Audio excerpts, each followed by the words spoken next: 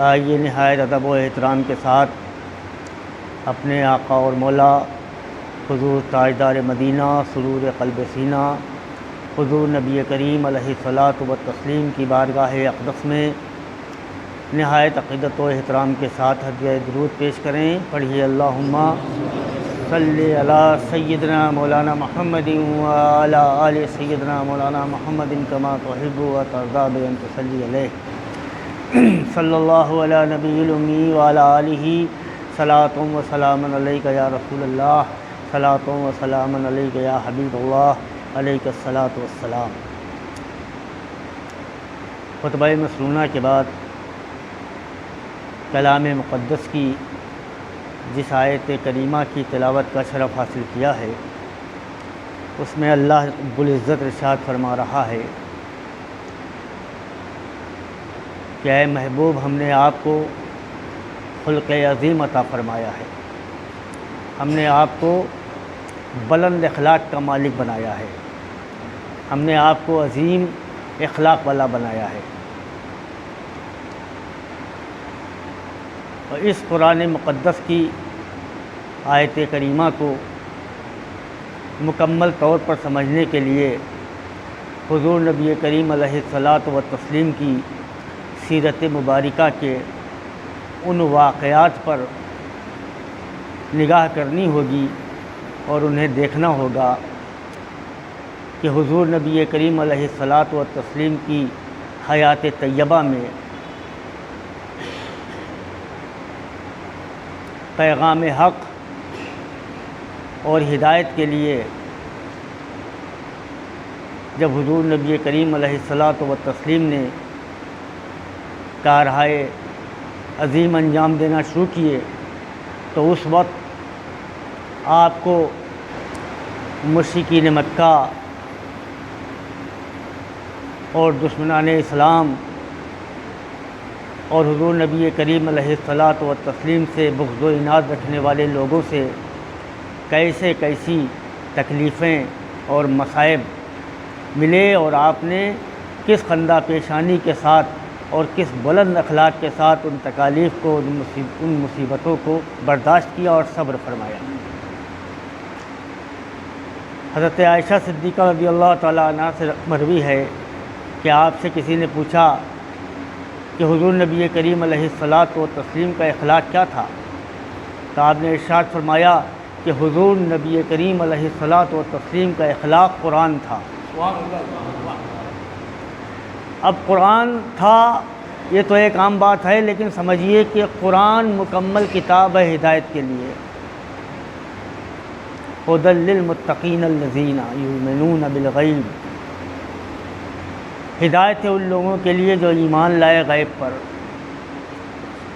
تو قرآن مقدس مکمل ہے ہدایت، اور حضرت عائشہ صدیقہ رضی اللہ تعالیٰ ارشاد فرماتی ہیں کہ حضور کا اخلاق قرآن تھا، یعنی آپ ہدایت کے اس مرتبے پر فائز تھے، آپ ہادی ہونے کے اس بلند مقام پر فائز تھے جہاں سے قرآن کو سمجھنا ضروری ہوتا ہے، جہاں سے قرآن ہمیں رہنمائی عطا فرماتا ہے، جہاں سے قرآن ہماری رہنمائی اور رہبری فرماتا ہے، وہاں سے حضور علیہ الصلاۃ والتسلیم کو، اس مقام سے حضور نبی کریم علیہ الصلاۃ والتسلیم کے اخلاق عظیم کو دیکھنا پڑے گا۔ تو حضور کی سیرت طیبہ میں واقعات ملتے ہیں کہ جب مشرکین مکہ نے اور منکرین رسالت نے آپ کو تکلیف اور مصیبتیں پہنچانا شروع کی تو آپ چاہتے آپ کے ایک ابرو مبارک کی جنبش سے اللہ تعالیٰ کائنات کو درہم برہم کر دیتا اور مشرکین مکہ اور منکرین اسلام کو کا قلع قمع ہو جاتا، لیکن آپ نے یہ نہیں چاہا، بلکہ آپ نے ان کی ہدایت کے لیے دعا فرمائی۔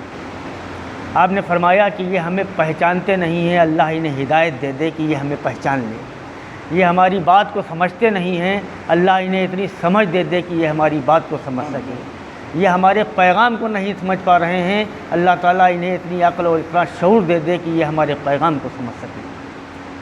تو اسی سلسلے میں واقعہ ملتا ہے کہ مقام طائف ہے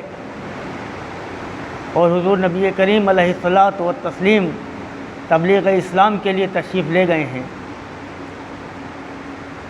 اور اس شہر کے طائف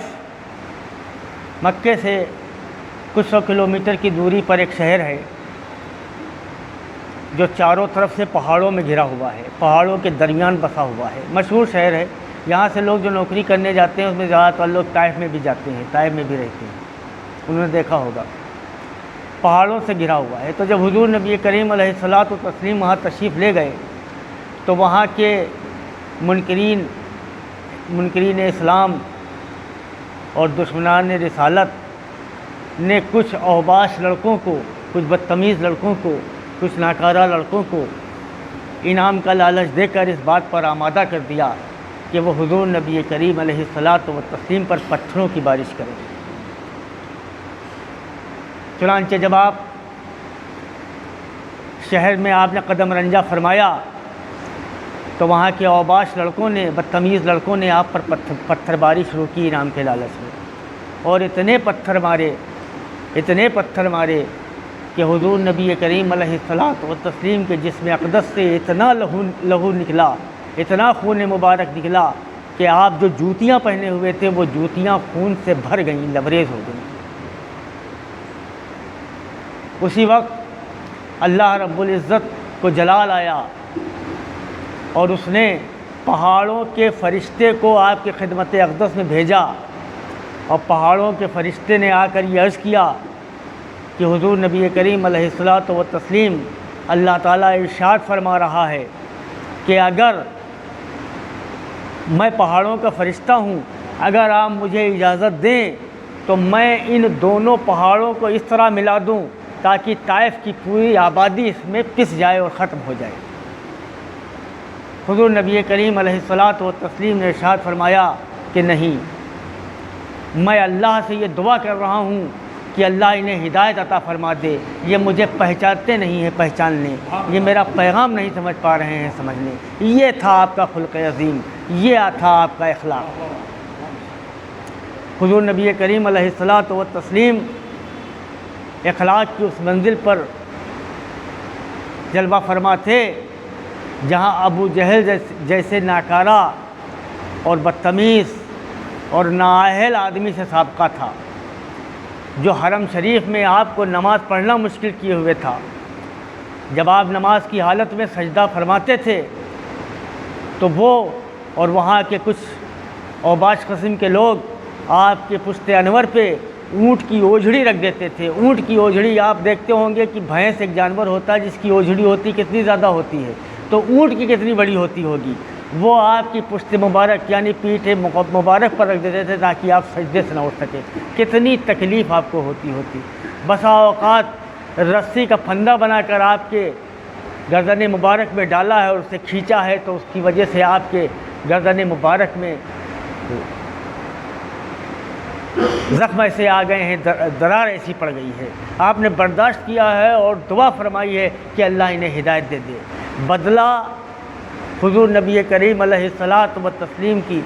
ذات اقدس اور سیرت طیبہ میں بدلے کا کوئی تصور نہیں ہے۔ آپ نے اپنی ذات اقدس کے لیے کسی سے بدلہ لیا ہی نہیں۔ اگر آپ نے جنگ میں شرکت فرمائی ہے اور جنگوں میں سپہ سالاری کی ہے تو اسلام کے لیے کی ہے، اپنی ذات کے لیے نہیں کی ہے۔ اگر آپ کے ہاتھ میں تلوار دکھائی دیتی ہے تاریخ کے صفحات میں تو وہ اسلام کی سربلندی کے لیے ہے، اپنی ذات کے لیے نہیں ہے، اپنے گھر والوں کے لیے نہیں ہے، اپنی ذات کے لیے نہیں ہے۔ اور اخلاق کے ساتھ ساتھ غیور ہونے کا عالم یہ تھا کہ حضور نبی کریم علیہ الصلاۃ والتسلیم چھوٹے سے چھوٹا کام بھی کسی سے لینا گوارا نہیں کرتے تھے۔ روایات میں آیا ہے کہ جب آپ اونٹنی پہ سواری کرتے تھے اور آپ کا کوڑا نیچے گر جاتا تھا تو آپ لشکر ساتھ میں ہوتا تھا، کسی کو آواز دے کر یہ نہیں کہتے تھے کہ میرا کوڑا مجھے دے دو، اونٹنی کو بیٹھالتے تھے، نیچے تشریف لاتے تھے، کوڑا اٹھاتے تھے، پھر اونٹنی پہ بیٹھ جاتے تھے، پھر سفر شروع ہو جاتا تھا۔ یہ غیور طبیعت میں یہ غیور کا عالم تھا۔ حضرت صدیق اکبر جو آپ کے جانثار دوست ہیں، جنہوں نے غار حرا میں آپ کا ساتھ دیا ہے، جنہوں نے آپ کی محبت میں اپنے آپ کو سانپ سے ڈسوایا ہے، وہ صدیق اکبر اس وقت منتظر تھے کہ جب ہجرت کا حکم آ رہا تھا مکہ شریف میں، سرکار سب کو اجازت دے رہے تھے، تم بھی چلے جاؤ، تم بھی چلے جاؤ، تم بھی چلے جاؤ۔ عورتیں، مرد، بچے سب ہجرت کر رہے تھے۔ حضرت صدیق اکبر اس بات کے منتظر تھے کہ سرکار کب ہجرت فرمائیں گے اور کب ہم ان کی ہمراہی میں جائیں گے، اور سرکار منتظر تھے حکم ربی کے، اور حضرت صدیق اکبر اس کا انتظار کر رہے تھے کہ سرکار کب اطلاع دیتے ہیں کہ ہجرت کرنا ہے۔ ایک روز دوپہر کا وقت تھا، حضور نبی کریم علیہ الصلاۃ والتسلیم دوپہر میں اپنے سر اقدس پر رومال رکھے ہوئے دھوپ کی شدت سے بچنے کے لیے تشریف لا رہے تھے۔ حضرت صدیقہ ارشاد فرماتی ہیں کہ ہم لوگوں کو دیکھ کے بڑی حیرت ہوئی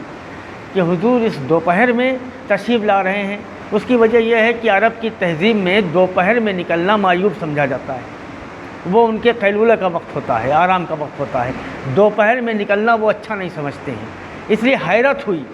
کہ حضور نبی کریم علیہ الصلاۃ والتسلیم اس دوپہر میں تشریف لا رہے ہیں، ہم لوگوں نے آپ کا استقبال کیا۔ سرکار نے فرمایا کہ اے صدیق، ہجرت کا حکم آ گیا ہے۔ حضرت صدیق اکبر خوش ہو گئے، تمنا پوری ہو گئی، ایک مدت سے ایک جو خواہش تھی وہ پوری ہو گئی، خوش ہو گئے۔ فرمایا حضور، میں نے 2 اونٹنیوں کو تیار کیا ہے، بہت کھلایا پلایا ہے، بہت فربا ہو گئی ہیں، ایک آپ کی سواری میں رہے گی، ایک میری سواری میں رہے گی۔ حضور نے تھوڑی دیر توقف فرمایا، پھر ارشاد فرمایا صدیق، میں اونٹنی پہ تو بیٹھ جاؤں گا لیکن اس کی قیمت ادا کروں گا۔ حضرت صدیق اکبر رونے لگے کہ حضور، میں آپ کا جانثار، آپ کا دوست، غار حرا میں آپ کا ساتھ رہنے والا، آپ کی بیٹی، اپنی بیٹی کو آپ کے نکاح میں دینے والا، آپ مجھ سے ارشاد فرما رہے ہیں میں قیمت لوں گا۔ سرکار نے فرمایا مجھے گوارا نہیں ہے کہ میں تمہاری خریدی ہوئی اونٹنی پر سفر کروں۔ یہ عالم تھا طبیعت کے میں غیور ہو، سرکار کے غیور ہونے کا۔ مثال نہیں ملتی ہے کہ سرکار خواتین کے ساتھ گھر کے اندر چھوٹے چھوٹے کام کر رہے ہیں، کپڑے سل رہے ہیں، صفائی کر رہے ہیں، گھر کے کاموں میں عورتوں کا ہاتھ بٹا رہے ہیں۔ یہ عالم تھا آپ کا، اور منصب یہ تھا، کام یہ تھے، اخلاق یہ تھا، لیکن عالم یہ تھا کہ جبریل کے بھی پر جلتے تھے، جہاں تک آپ کی رسائی تھی جبریل بھی نہیں جا سکتے تھے۔ فرماتے تھے آگے بڑھوں گا تو میرے پر جل جائیں گے۔ درستی پڑھ لیجیے، اللہم صلی علی سیدنا مولانا محمد وعلی آل سیدنا مولانا محمد کما تحب و ترضی صلی علیہ۔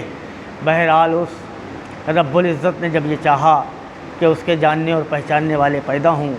تو سب سے پہلے حضرت آدم علیہ السلام کے پتلہ خاکی کو تخلیق فرمایا گیا، اور پھر پیشانی آدم میں نور محمدی صلی اللہ علیہ وسلم کو جلوہ گر کیا گیا۔ پھر وہ نور محمدی صلی اللہ علیہ وسلم ہر دور میں، ہر زمانے میں اپنی عظمتیں، اپنی برکات، اپنے جمالات کو دکھاتا ہوا اصلاب طیبہ اور حام طاہرہ میں منتقل ہوتا ہوا حضور کے والد ماجد حضرت عبداللہ